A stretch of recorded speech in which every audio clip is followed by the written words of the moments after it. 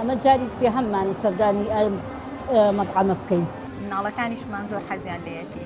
The food is very good. کەلاخەخ من زۆر خۆشە.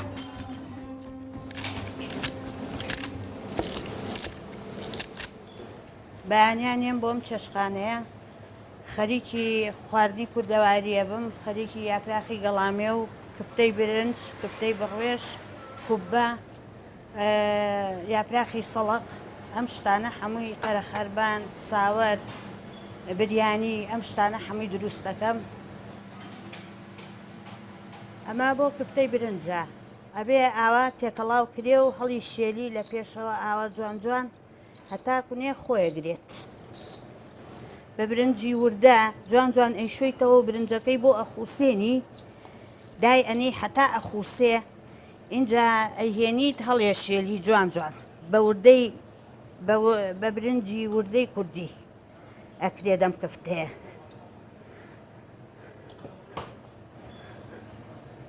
ئەبێ ئەمە ئێستا بێم لە مەکینە بۆی جوان جوان خۆی بگرێ چونکێکم ئەبێ بۆی هەڵنەوەشێت.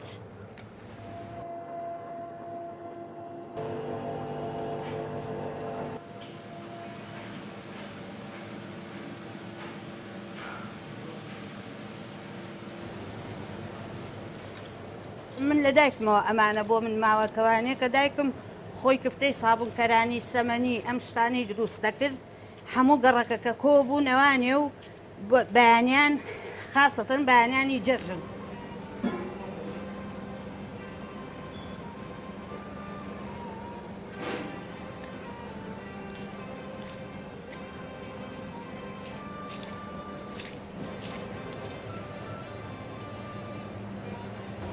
ئەم چێشخانەیە 4 ئاپرەتمان هەیە، 4 ئاپرەتی لێیە بە خۆمەوە 5 ئاپرەت. ژنێکیشمان هەیە نانی کوردیمان بۆکە نانی تیری. ڕۆژانەیە بۆ ئێرانانەکەم و کەلانەیەکەم و هەتا سعات 4:30 وام لێرانە و ناوەشکێنەیەکەم و خەو حەزی لێتی خوا و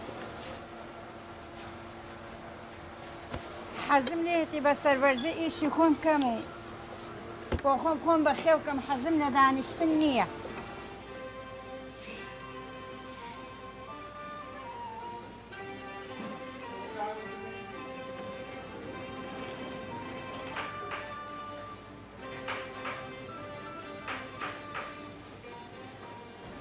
من بۆ ماوەیە کە لێرە ئیشەکەم یەکەم جاریشمە بڵین ئیش بکەم ئیشەکەم زۆر بەدڵە چونکە هەر زۆربەی هەرە زۆریان ئافرەتن نزیکی پسی زیاتر بەرەو سەرەوە خواردنی کوردەواری لێرە حەز دەکرێت.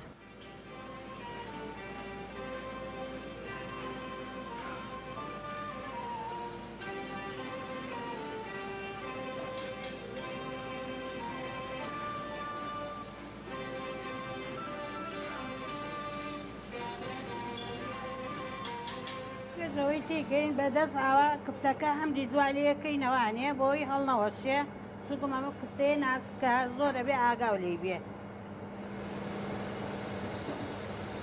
دەکەی بۆ کزەکەین بۆ ئەوەی بە ئاگرێکی هادی بۆ خۆی بکڵێن.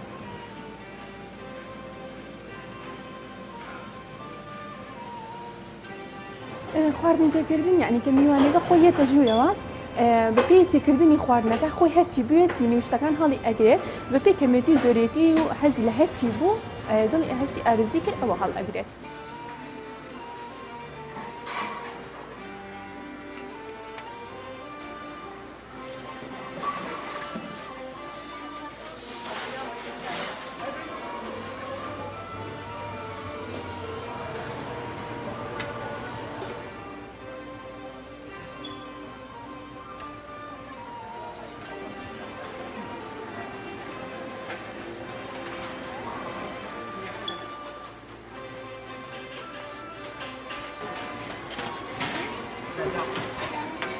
Ah ben oui, c'est pour ça moi je pense.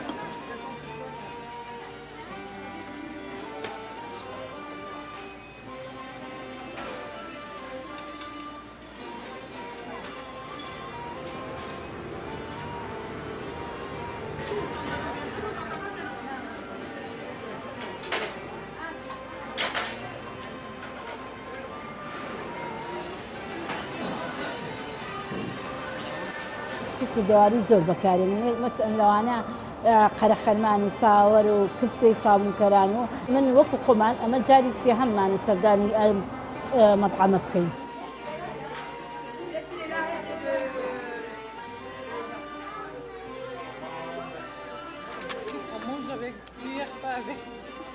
C'est pas grave. Moi, j'aime beaucoup venir manger la bonne cuisine kurde de Daïkem parce que c'est très bon.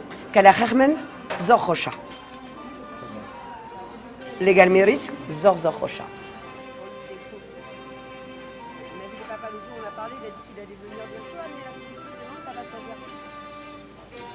من زیاتر بۆ یین بۆ ئەم ڕێستۆرانتە چونکە خواردنەکانی هەمووی کوردین و خواردنی زۆر خۆشی هەیە بە تایبەتی کفتەکەی زۆر بەتامە کە خواردنێکی دێرینی کوردیە مناڵەکانیشمان زۆر حەزیان لێیەتی. I like to come here because the food is great. There's a lot of variety. There's more variety than you find anywhere else in town. The food is very good. You get to choose it yourself.